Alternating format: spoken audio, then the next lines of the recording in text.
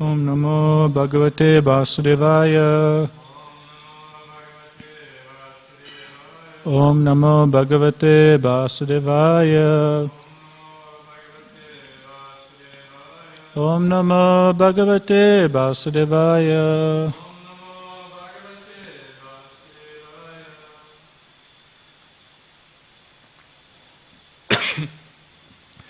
Reading from Srimad Bhagavatam, Canto number 3, Chapter number 9, titled Brahma's Prayers for Creative Energy. Text number 9. Yavat pritaktvam idam atmana indriyartha.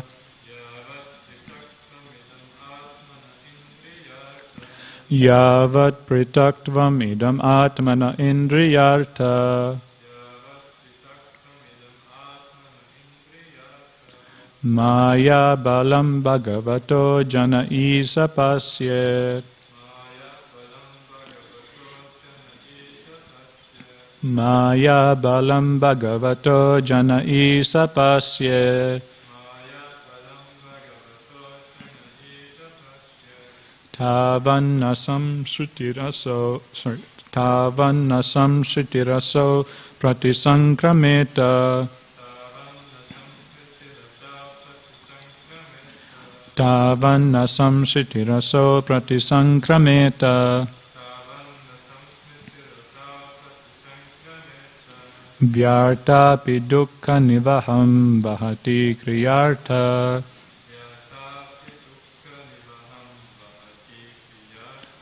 Vyarta pidukha nivaham vahati kriyartha.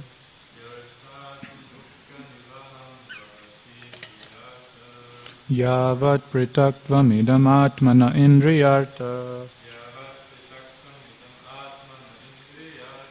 Maya balam bhagavato jana isa pasyet.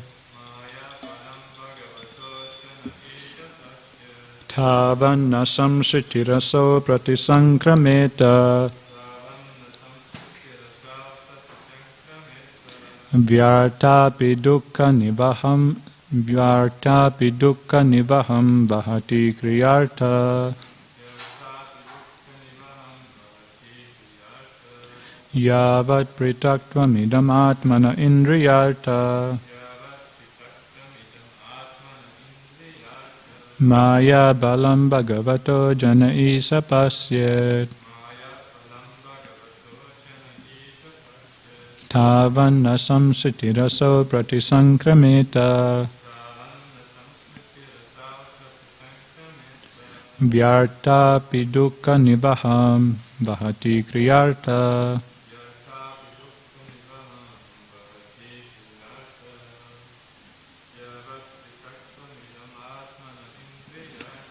Yavat pritaktvam idam atmana indriyartha. Maya balam bhagavato jana isa pasyet.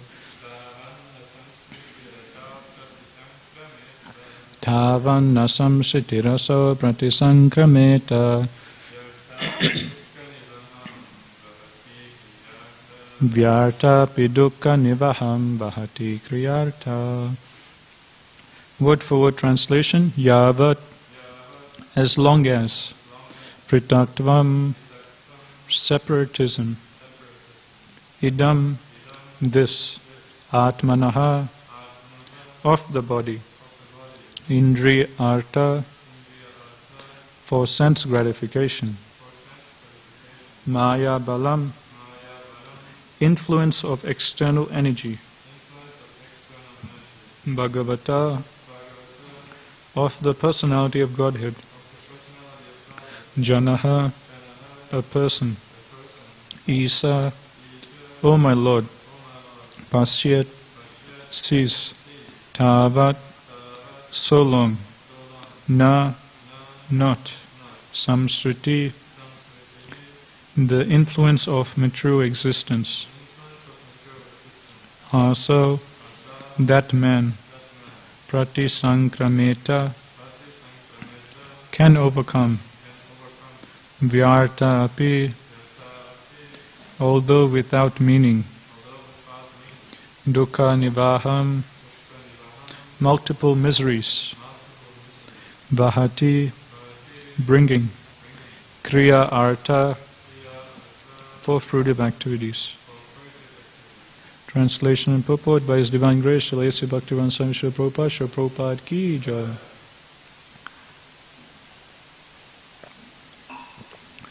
Translation: O my Lord, the material miseries are without factual existence for the soul.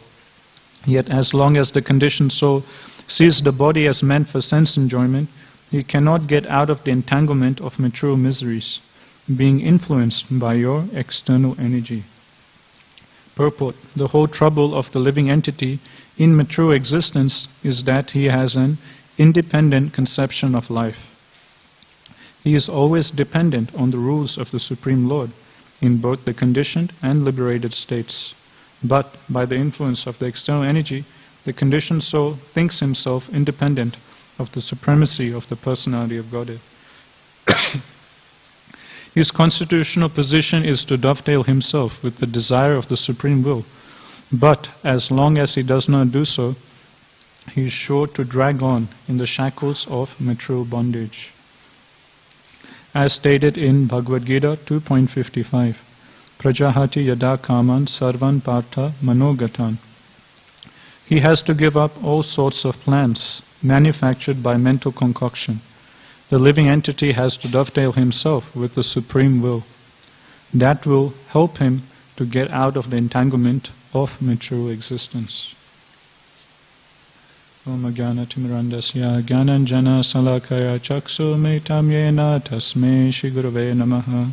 Jai Shri Krishna Chaitanya Prabhu Nityananda Shri Advaita Gadadhara Shivasadi Gaura Bhaktarinda. Hare Krishna Krishna Krishna Hare Hare, Hare Rama Rama Rama Hare Hare.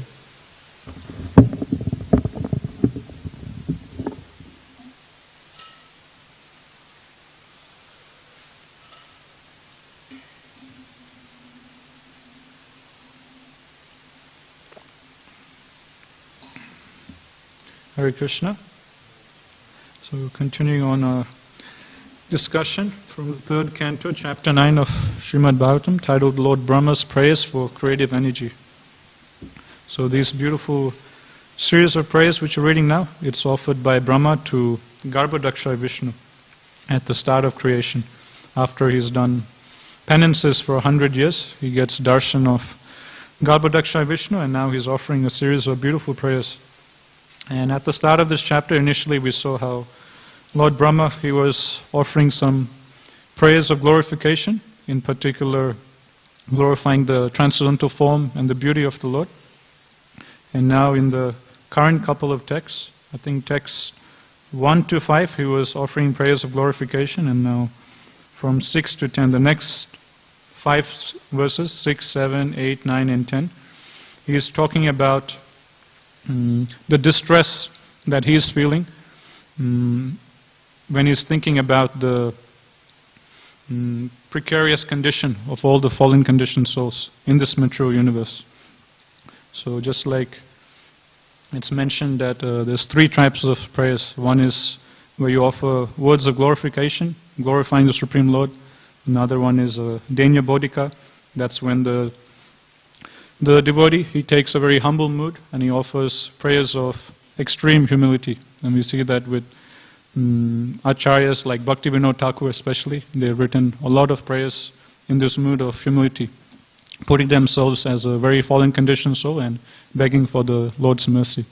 And the third type of prayer is where it's called Lalsamai, where the devotee, he's praying and begging for perfection in spiritual life.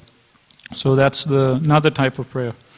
And we see at the start of this chapter, Lord Brahma, he is doing the first type, where he is offering prayers of glorification, glorifying the Supreme Lord. And the most classic type of prayer that we sing like this every day is again by Brahma Samhita, during Darshanati. Again, those are examples of prayers where the devotee is glorifying the qualities, form or beauty or the pastimes of the Supreme Lord. And now, after glorifying the Lord, in these last couple of verses which we've been reading, Brahma is revealing his heart about the distress which is going on in his heart. So as Ghanshyam Prabhu would often say that, Shri Shri Radha Gopinath, they're just like our best friend, or they're like our mother and father. So just like a person would reveal their heart to their best friend without keeping anything inside, just casually talk and reveal whatever's going on in their heart. In the same way, we can come offer obeisances to Shri Shri Radha Gopinath, and we can freely and openly reveal our heart to Shri Shri Radha Gopinath, because they're our best friends, they're our supreme mother and father. So whatever is going on inside of us, we can reveal to them. But again, the general etiquette is first, as Brahma is showing, before he's revealing his heart, he's first offering prayers of glorification. So generally in prayers in Bhagavatam, we'll see that before devotees, they reveal what's in their mind, or before they ask for benedictions, they'll first glorify the Lord. And then after offering a series of prayers glorifying the Lord, then they'll put forward, this is what's troubling me, or this is the problem I have, and then they'll ask for a benediction. And we'll see Brahma doing the same thing. In the first 5 verses of this chapter, he's offering prayers of glorification. And then the next 5, he's going to reveal his mind that this is the thing which is troubling me. I am thinking about the plight of all the fallen conditioned souls. I'm thinking about their future, I'm thinking about how they're going to suffer, and this is what's troubling my mind. And then, towards the end of the chapter, only right towards the end, will he finally ask for a benediction. So ask or request the Lord to bless him with something. And we'll see this throughout Bhagavatam. The same kind of format followed with many devotees when they're offering prayers to the Lord. Like demigods, when they'll be in trouble and they'll go to Vishnu and pray to Vishnu, they won't first immediately go and tell Vishnu their problem and just ask, can you please help me with this? They'll first offer a lot of verses glorifying the Lord. Then after glorifying the Lord, then they'll put forward their position, their problem. This is what we're going through. And then they'll offer obeisances, ask for a benediction, ask for help. So the same thing we can also apply when we come to take darshan Shri Shri Radha Gopinath. Just like a friend would reveal his heart to another friend, we can reveal whatever is going on in our minds or hearts and offer, just reveal to Shri Shri Radha Gopinath and beg for their mercy, blessings. And before that, obviously, we can offer prayers of glorification. Now the interesting thing is, our problems in life is completely different to what Brahma's problem is in his life. Our problems is, problems with family or job, problem at work, all these small, mundane things we have problems in, and we come and tell Shri Shri Radha Gopinath. But what's Lord Brahma's problem? His problem is actually personally himself, he has no problems. But what is his problem? His problem is he's feeling compassion, thinking of the fallen condition of all the other jivas. So Prabhupada, he will say, or devotees, they explain that before we can feel genuine compassion for other living entities, firstly we ourselves need to be very happy and blissful in Krishna consciousness. Because unless we ourselves are happy and having a good time and everything going right for us, then how can we feel sorry, or how can we go out and help others? If we ourselves are struggling, then naturally our mind, our intelligence, our whole consciousness will think about us. Oh, I'm going through this problem, I need to fix this, I have to do this, I have this problem, that problem. So only that person who has no problems personally, only that person who's personally very happy and blissful in life, only that person can genuinely feel compassion for others. So pure devotees, they're able to exemplify such compassion because personally for themselves, they're very happy and blissful, engaging in the service of the Lord. As we hear in the famous prayer by Prahlad Maharaj, which we're hearing recently quoted in classes, Prahlad Maharaj saying that, my Lord, as far as myself is concerned, I have no problems. I'm simply immersed in hearing and chanting about your glories. But I'm simply concerned about the fools and rascals out there who are suffering in mature existence. And the same thing we're saying with Brahma. Brahma, being a pure devotee of the Lord, he has no personal problems, but his problem or his anxiety is that he's feeling the suffering of all the other living entities. And he wants to help them. And in yesterday's purport, Prabhupada is explaining that Lord Brahma, he is no ordinary devotee, he is a very great confidential devotee of the Lord. He is the first living entity born in this mature creation, and he's come directly from the navel of Garbhodaksha Vishnu. And he's the head of, one of the 4 main sampradayas, Brahma, Madhva, Gaudiya Sampradaya. So he's such a great elevated devotee. He's in charge of the mode of passion, he's in charge of creation. Such a great elevated personality he is, and he's such a confidential devotee of the Lord. And in the last line of yesterday's purport, Prabhupada is explaining that any devotees out there who take up that similar mood of what Lord Brahma has and what the previous acharyas have, coming in the disciplic succession of Lord Brahma, if they take up the similar mood of compassion and if they go out of their way, if they take responsibility of helping and raising up the fallen conditioned souls to the spiritual platform, any souls out there who go and follow in the footsteps of Brahma, then they can become as confidential a devotee of Krishna as Lord Brahma. So when I read that, I was like, wow, that's really amazing statement by Prabhupada. Brahma, he's such a great, elevated personality. So he's the head of a whole sampradaya. He's a guna avatar of the Lord. He's a pure devotee. And he's such a confidential devotee of the Lord. But Prabhupada is saying, we can become as confidential a devotee as Lord Brahma by simply going out and preaching, by simply going out, distributing books, engaging in Harinam Sankirtan, doing outreach. If we just simply do outreach activities, following the footsteps of Brahma, Prabhupada is saying, we can become as confidential a devotee as Lord Brahma. In another purport, in the earlier canto, I think canto 2, it's given that, again, similar thing, when Lord Brahma, he's meeting Garbhodaksha Vishnu, in that it's given that Garbhodaksha Vishnu, he shakes Brahma's hand, saying, well done, thank you. In appreciation, Garbhodaksha Vishnu, it's given, he shakes Lord Brahma's hand. And again, in that purport, Prabhupada is again saying the same thing, that anyone in this movement who's going out preaching, doing outreach, following the footsteps of Lord Brahma, then the Supreme Lord will also come and thank them, congratulate them, and shake their hands also. So this is the power of the disciplic succession, the power of, this Vedic technology of disciplic succession, that whatever mercy was available for the previous acharyas, for the great devotees coming in our disciplic succession, that same mercy is available for us, even though we're so tiny, insignificant, nothing in comparison to these great personalities like Narad Muni, Lord Brahma, Srila Vyasadeva, and so on and so forth.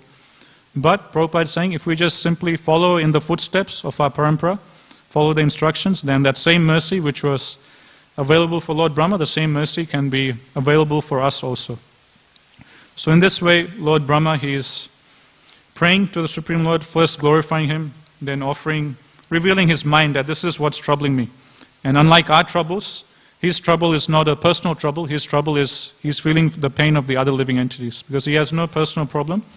So therefore he can think of the benefit or the well-being of other living entities. And when I was reading this, I was thinking of Srila Prabhupada also exemplifying the same mood in his life. And recently I was reading from a few stories online of Srila Prabhupada, where Prabhupada is also displaying the same mood of compassion for the fallen conditioned souls and praying to the Supreme Lord out of that mood of compassion.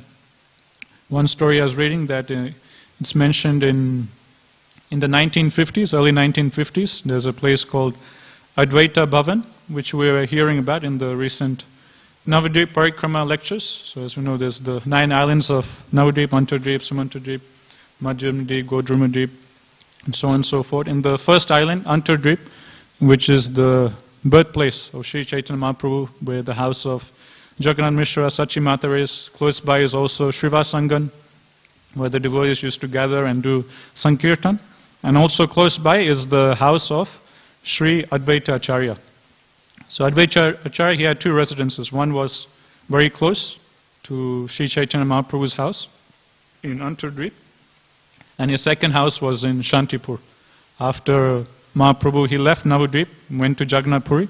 Then Advaita Acharya, he also left Navadvip and he went to his second house in Shantipur. That's why when we were reading recently in our CC classes, how Mahaprabhu's attempt to go to Vrindavan, during his journey to Vrindavan, he meets Advaita Acharya in Shantipur. And in Shantipur also, Mahaprabhu, he again meets his mother, Mother Sachi. So Mother Sachi, she comes to Shantipur, and at Advaita Acharya's house, all the devotees have a reunion. So while Mahaprabhu was present in Navadvip, Advaita Acharya, he was staying at his second house in Navadvip, very close to Mahaprabhu's house. And right there now, at the present moment, there's a beautiful temple built in memory of Advaita Acharya and his wife, his consort. And in the 1950s, there was one pujari who used to take care of the temple in Advaita Bhavan. And this one pujari, he would do the arti, he would do the offerings. And any guests that would come, he would receive them well, give them prasadam, and so on and so forth. So he was kind of like the caretaker, pujari, everything for the temple. So this pujari, he noticed that one day, on the weekend, one man he saw for the first time. And this man was built elderly in age, and he was wearing white khadi clothes. And he came into the temple of Advaita Bhavan, and he sat at the back of the temple. And then he got his japa beads out, and then he just started chanting. And this pujari, he noticed that this devotee, for the whole day, from the morning till the evening, he was just there at the back of the temple, just chanting very intensely. And he was mentioning that the whole time, this devotee chanting at the back of the temple, he was just so deeply absorbed, and his eyes was closed, and he was so intensely chanting, and tears were coming out of his eyes while he was chanting. And then this devotee left after chanting for the whole day. Then after a month, again, this pujari, he sees that the same person he saw for the first time, again he comes to the temple, and again he sits at the back of the temple, and again, for the whole day, he just sits at the back of the temple, closes his eyes, and just intensely chants with tears coming out of his eyes. So like this pujari was mentioning, every month on the weekend, this devotee, he would see him coming repeatedly every month. Month after month, this devotee will come, sit at the back of the temple room, and just chant for the whole day, very intensely crying. And this devotee, he never approached this personality and asked who he is, whether he likes some prasad or so on and so forth, because he was so generally, when someone is so intensely absorbed in chanting, no one wants to disturb them. And this devotee, he was just, so intensely chanting with full attention, tears coming from his eyes, so naturally he was, in awe and reverence, and he didn't want to, disturb him, speak to him, ask who he was. So like this, for many months, it was going on like this. Every month he would see him. Then suddenly this devotee, he stopped coming. A month went by, 2 months went by, 3 months, and then he didn't see this devotee again. Then 10 years later, so this was in the 1950s when he was seeing this devotee chanting at the back of the temple. Then 10 years later, he sees a person, again elderly in age, wearing sannyasi garments, saffron clothes, coming, and again sitting at the back of the temple and chanting. And then when he looks closely, he realizes that's the same devotee 10 years ago in white who was chanting. And then he realizes, okay, so that devotee now has taken sannyas and he's become a sannyasi. This time he comes and he speaks to this devotee. And he asks, who are you? I saw you 10 years ago, you used to come and sit at the back, and intensely pray in the temple room of Advaita Acharya. And then suddenly I didn't see you for the past 10 years, and now I see you've taken up saffron, and now I'm seeing you coming back here. Who are you? Like this, he was inquiring. And then, how did Prabhupada introduce himself? Prabhupada said that, my name is Bhaktivedanta Swami, and I am the unworthy servant of His Divine Grace, Srila Bhakti Saraswati Thakur. So Prabhupada again is displaying his, extreme humility, saying this is how he's introducing himself. That I'm just the unworthy servant of my spiritual master. And then Prabhupada, he reveals his heart that my spiritual master, His Divine Grace Bhakti Saraswati Thakur, he has ordered me to go and preach in the Western countries. He has ordered me to spread the mission of Mahaprabhu in every town and village. And I'm just simply staying here and praying because at the lotus feet of Advaita Acharya, because I have no idea how I'm going to do this. And I know this place, Advaita Bhavan, is very special because it was at this specific place that the Pancha Tattva, they assembled and they planned how to take over the whole universe, how to spread Sankirtan in the whole universe. It was at this place in Advaita Bhavan where Sri Chaitanya Mahaprabhu, Srila Gadadhar Pandit, Srivas Thakur, Nityananda Prabhu, the whole Pancha Tattva used to assemble in this very place of Advaita Bhavan and plan how to spread the Sankirtan movement all around the universe. So I know that this place is very special. So that's why I'm coming here and intensely praying for the mercy of the Panchatattva, praying for the mercy of Sri Advaita Acharya to help me fulfill the instruction of my spiritual master, to take the message of Mahaprabhu to every nook and corner all around the world. And then Srila Prabhupada reveals to this pujari that now I've taken sannyas and very soon I've got a free passage on a ship to go to America. So just before I leave India and I go to America, I'm coming here one last time to Advaita Bhavan to again intensely pray for the mercy of the Panchatattva, intensely pray for the mercy of Advaita Acharya. So 10 years ago, Prabhupada was maybe in Vanaprastha. Now he had taken sannyas, and just before Prabhupada had to leave India and go to America, before going, Prabhupada comes to this holy tirtha, Advaita Bhavan, and for one last time he offers prayers at the lotus feet of the Panchatattva. Again, intensely praying with tears coming from his eyes. Another story also I was hearing recently, similar in relation to Prabhupada's, that prayerful, intense mood of compassion to spread the movement. I was hearing from Chaitanya Charan Prabhu. He was mentioning there's this one book by Mala Prakriti Mataji, where she reveals a lot of pastimes of Srila Prabhupada, which we generally don't hear, like hidden pastimes of Prabhupada before ISKCON started. So pastimes of Srila Prabhupada in India, before Prabhupada started ISKCON. And Prabhu was sharing this one particular incident of, if you remember, Prabhupada staying in Vrindavan, in the Radha Damodar temple. Prabhupada had his own room in Radha Damodar temple, and he was in his rooms in Radha Damodar temple where Prabhupada wrote the first canto of Srimad Bhagavatam. He translated and wrote his purports for the first canto in his Radha Damodar rooms, or his rooms in the Radha Damodar temple. And that's where he also got the vision or darshan of Srila Rupa Goswami, and so on and so forth. So there was one devotee in that complex. I'm not sure if he also lives in the temple, or if he's the manager of the temple, or what. But there was one devotee who used to be in that area. And he mentions in this book, Mataji is interviewing him, and he's mentioning that every day he would hear from Prabhupada's room, Prabhupada crying out in desperation, Krishna, Krishna, Krishna, like that. And he used to wonder, what is Prabhupada crying about? Why is he crying in so much distress? Why is he praying in such deep distress? Krishna, Krishna, and so on and so forth. One day what happened? Prabhupada's crying out Krishna's name was much more louder and much more intense.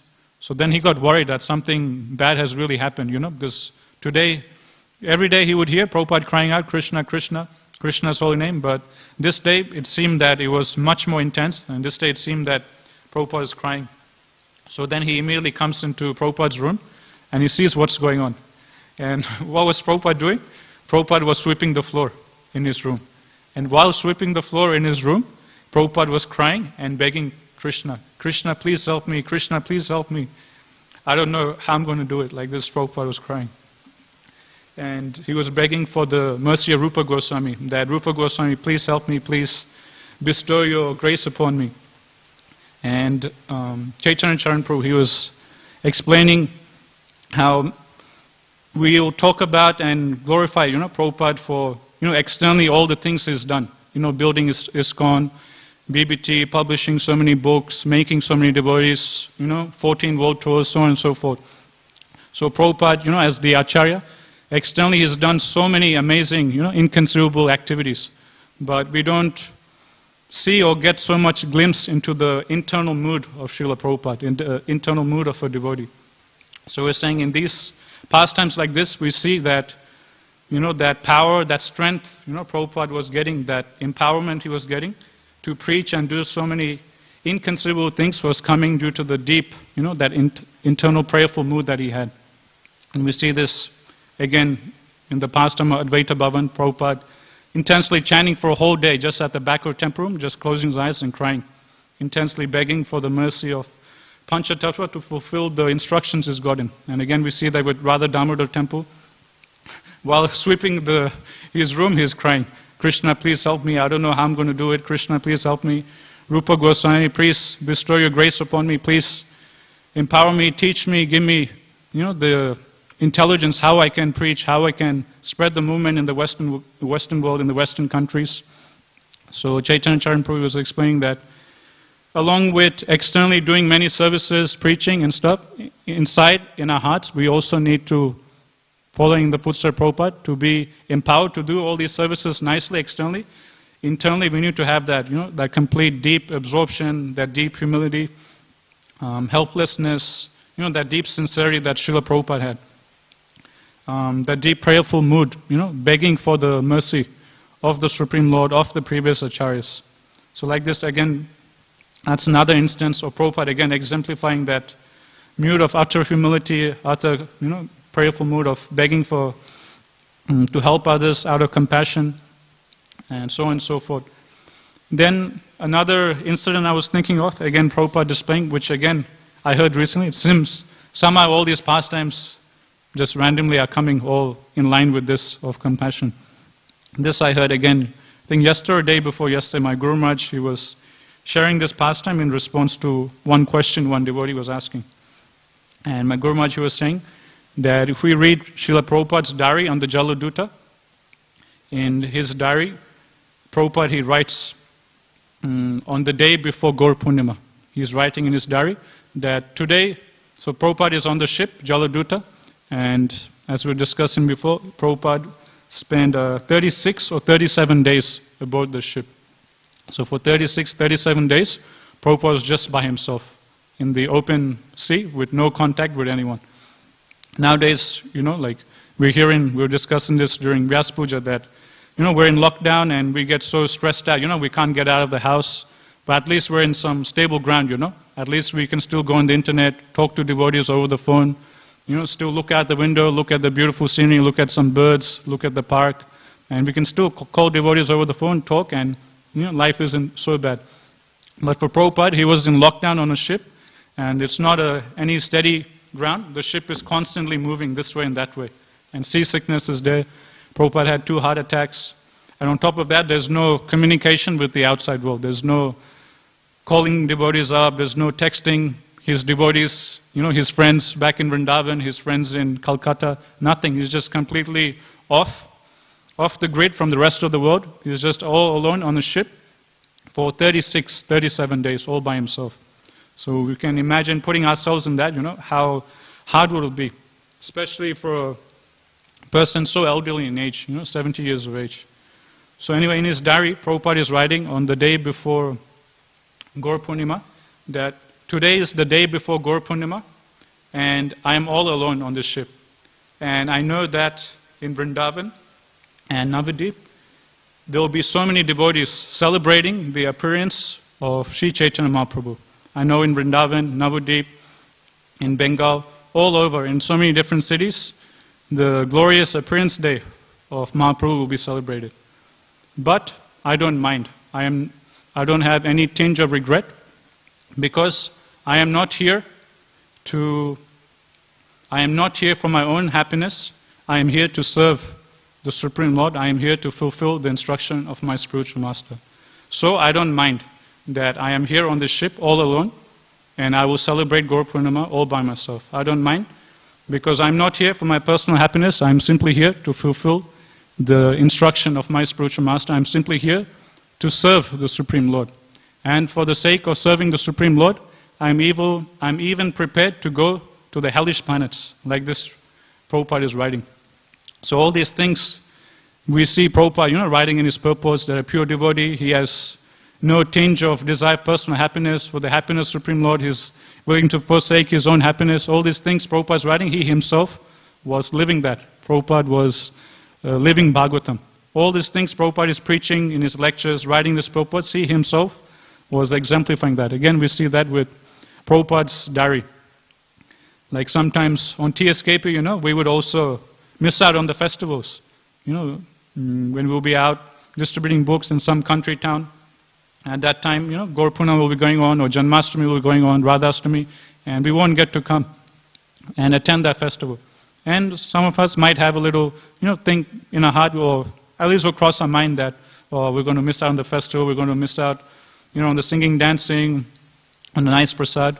Those things will cross our mind. But what is Prabhupada's mood? Prabhupada's writing this diary. I know that I'm going to spend Gaur Purnima all by myself. I know that there's going to be nice festivals back in Vrindavan and Navadvip, but I don't mind. I don't have a single tinge of regret because I'm not here for my happiness. I'm just simply here to serve the Supreme Lord. I'm simply here to serve the instruction of my spiritual master. Then again, another beautiful prayer, Prabhupada, the famous prayer Prabhupada writes, Markine Bhagavad Dharma.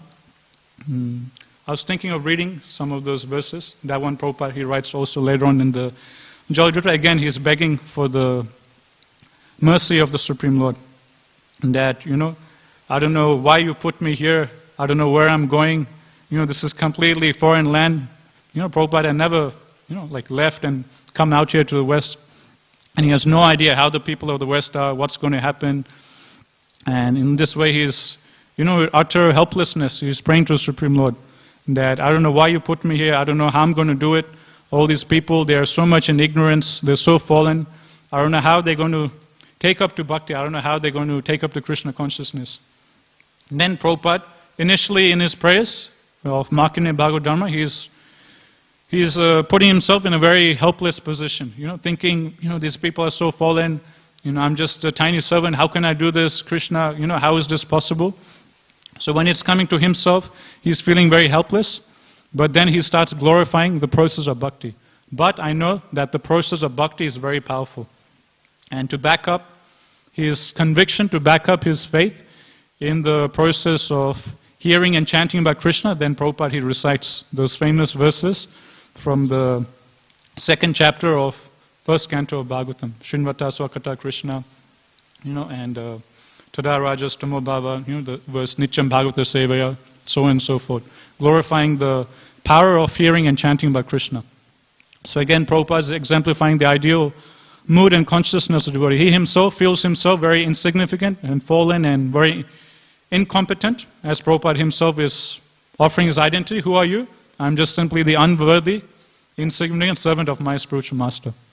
But simultaneously, while feeling himself very helpless and insignificant and fallen, on one side he's feeling very lowly and small. On the other side, he knows that, okay, I'm very small, but Krishna, he is so great. I'm very small, but the process of bhakti is so great, so powerful.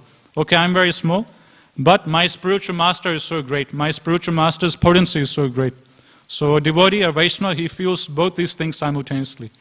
On one hand, he feels this extreme humility, feeling himself so lowly and insignificant as completely unworthy to do anything, unworthy of accomplishing anything. On the same time, he understands, although I'm very small, Krishna is so great, so powerful. Krishna's devotees, my spiritual masters, the acharyas, they're so powerful, they're so potent. The process of bhakti, they're so powerful and they're so potent. So that same thing Prabhupada is exemplifying in his prayers, Makine Bhagavad Dharma. Initially he's offering prayers of utter humility, then he's switching gear and he's saying, okay, I know that I'm incompetent, I know these persons are in Maya, it will be very difficult, still I'm confident in the power of the holy name, in the power of hearing and chanting. Why? Then he quotes these verses from Bhagavatam, justifying his conviction. Just see, these verses explain that if someone just hears Srimad Bhagavatam, all the dirty things, nasta prayasu abhadresu, nityam bhagavata sevaya, if one regularly hears Srimad Bhagavatam, if one regularly hears Krishna Katha, chants the holy name, all the dirty things in their heart will be completely extinguished.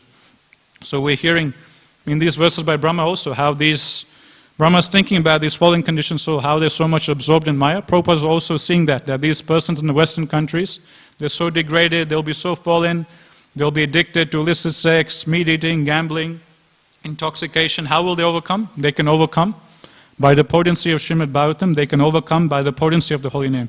So although Prabhupada, internally himself, he thought himself incompetent, but at the same time he had that strong conviction in the power of the holy name, strong conviction and faith in the power of Srimad Bhagavatam. And that's why that's the only thing he carried with him, we were discussing. The only possessions Srila Prabhupada had, the only thing he carried with him from India to America was what? Just 40 rupees and a whole trunk of Srimad Bhagavatam, Canto 1.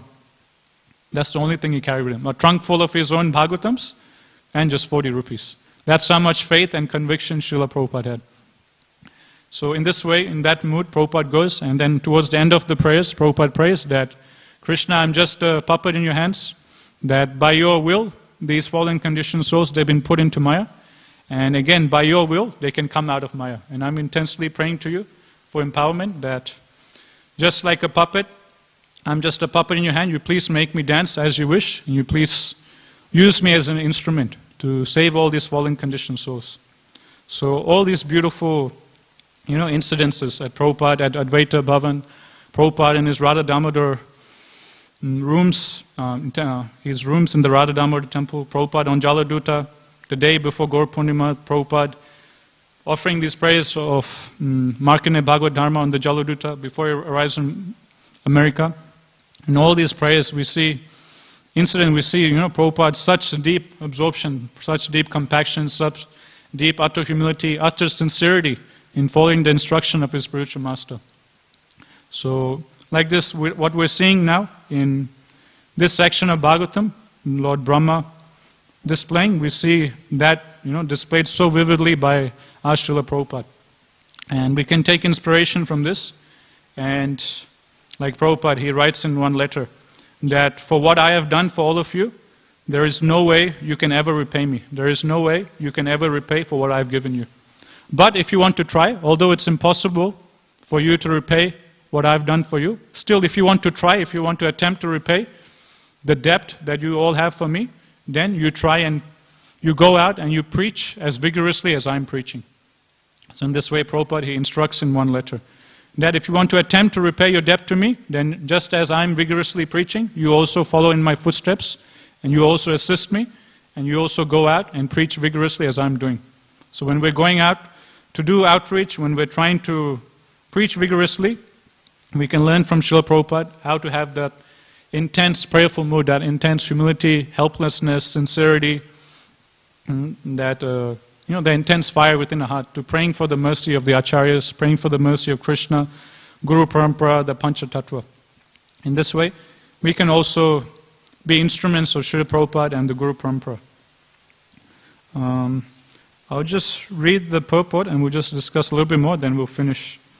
In the purport today, Prabhupada is writing, the whole trouble of the living entity in mature existence is that he has an independent conception of life. He is always dependent on the rules of the Supreme Lord in both the conditioned and liberated states. But by the influence of the external energy, the conditioned soul thinks himself independent of the supremacy of the personality Godhead. His constitutional position is to dovetail himself with the desire of the Supreme Will. But as long as he does not do so, he is sure to drag on in the shackles of material bondage. So in the previous verses, Brahma was describing about all the different sufferings that these conditioned souls are going through. In today's verse, Brahma is explaining what is the reason, the root cause of all these sufferings these jivas are going through. The root cause of all these sufferings is, the one basic fact is that they're not acting based on their constitutional position or being Krishna's servant. When they get that first step wrong, then all these miseries, all these problems will come. Just like in maths, there'll be some problem we have to solve, and there'll be like different steps, and then finally you solve the problem and then you write your answer. But if in the first few steps, if you get the first few steps wrong, then whatever calculations you do in the third line, fourth line, fifth line, sixth line, 10th line, so on and so forth, will all be wrong. So in the same way, if we get the first step wrong of thinking ourselves as the enjoyers, thinking ourselves as separate from Krishna, thinking as everything, as Prabhupada is saying, thinking independently, thinking ourselves as independent of the Supreme Lord, having independent desires for our enjoyment, then everything else will be wrong, then all miseries and sufferings will come. That's what Lord Brahma, he's saying in today's verse, and that's what Prabhupada is explaining, that as soon as the jiva thinks himself as independent of the Supreme Lord, all problems will come, all miseries will come. And to overcome this, he has to act in his constitutional position and dovetail his being, his existence, his desire with the desire of the Supreme Will. Again, as we see, Srila Prabhupada so nicely exemplifying in his prayer before Gaur Purnima. Now I know that I'll be spending Gaur Purnima by myself, but I don't mind, because I'm not here for my own happiness. I'm here simply to serve Sri Chaitanya Mahaprabhu. I'm here to serve Krishna. I'm here to serve the instructions of my spiritual master. So again, we see Prabhupada, how he was completely in one. His desires was completely in one with the will of the Supreme Lord, with the will of the previous acharyas. He didn't have a single tinge of any desire for his own happiness, for his own enjoyment. So only when we come to that stage of that oneness of having our desires coincide with the desires of the Supreme Lord, or accepting the desires of the parampara as our desires, and we forget our own personal desires, then we can have that spiritual bliss that these great devotees are experiencing. And that's what Prabhupada is saying in the next line of the purport. As stated in Bhagavad Gita 2.55, Prajahati yada kaman sarvan partha manogatan. He has to give up all sorts of plans manufactured by mental concoction. So Prajahati yada kaman sarvan partha manogatan. So in this verse Krishna is saying that one has to give up all material desires, all concoctions that he's making in his mind, reject it and take shelter of Krishna's plan. So that's what Prabhupada is saying. So this is a nice verse again for all of us, because in devotional service we will have our own conceptions of how we want to do a particular service, or how we want to live our life, how we want to engage in bhakti. But our spiritual authorities, our spiritual masters, many times they instruct us to do things which might not be to our liking, or they'll instruct us to do things in a way that we weren't planning.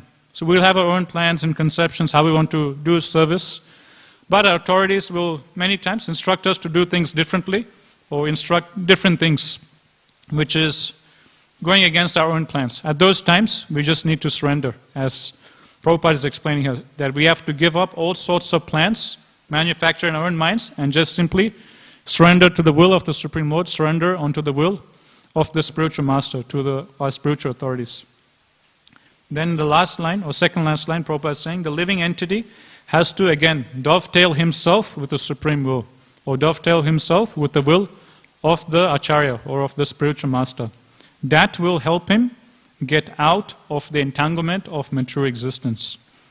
So as a byproduct of simply sincerely following the instruction of the spiritual master, as a byproduct of that, one will get liberated from mature existence. So we don't have to separately endeavor for liberation, separately endeavor to, go back home, back to Godhead. Prabhupada is saying, you just simply focus on fulfilling the desire and the will of the spiritual master. You just simply focus on fulfilling the desire and the will of the Supreme Lord. As a natural byproduct of that, you will immediately be freed from the entanglement of mature existence. You don't have to worry about all this.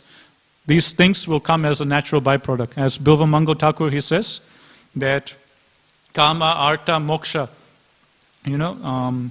liberation, material enjoyment, wealth, so on and so forth. All these things, they're just natural byproducts of devotional service. So we don't have to externally endeavor for all these things. These things will naturally come, as long as, again, as so nicely exemplified by Srila Prabhupada, if we just simply focus and zoom in on the instructions of our spiritual master, zoom in on trying to fulfill those instructions, as a natural byproduct of that, all these bondages we have, attachments we have, material desires we have, all these things will, as a byproduct of that, will slowly be dissipated from our hearts. So we don't have to externally go out to do those things. With that, Prabhupada, he finishes purport. Is there any questions or comments before we... Yes, sir.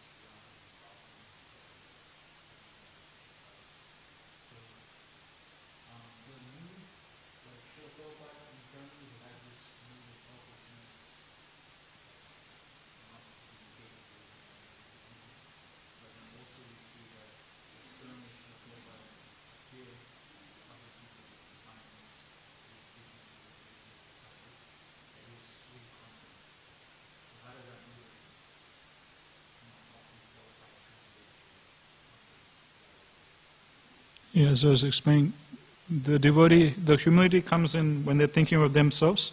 They see themselves as incompetent, as so tiny and insignificant, but that confidence, it comes with Krishna, the power of Krishna, the strength of Krishna. That confidence comes from their conviction, their faith in the power of bhakti. That yes, I'm very small and fallen, I can't do anything for anyone else, but Krishna is very great. If I just simply give Krishna to them, I know I have that confidence that they'll be delivered. I know they'll be happy. Yes, I don't have anything to offer, but I know the process of bhakti is so powerful. I know the process of bhakti, anyone and everyone can take to it, get purified.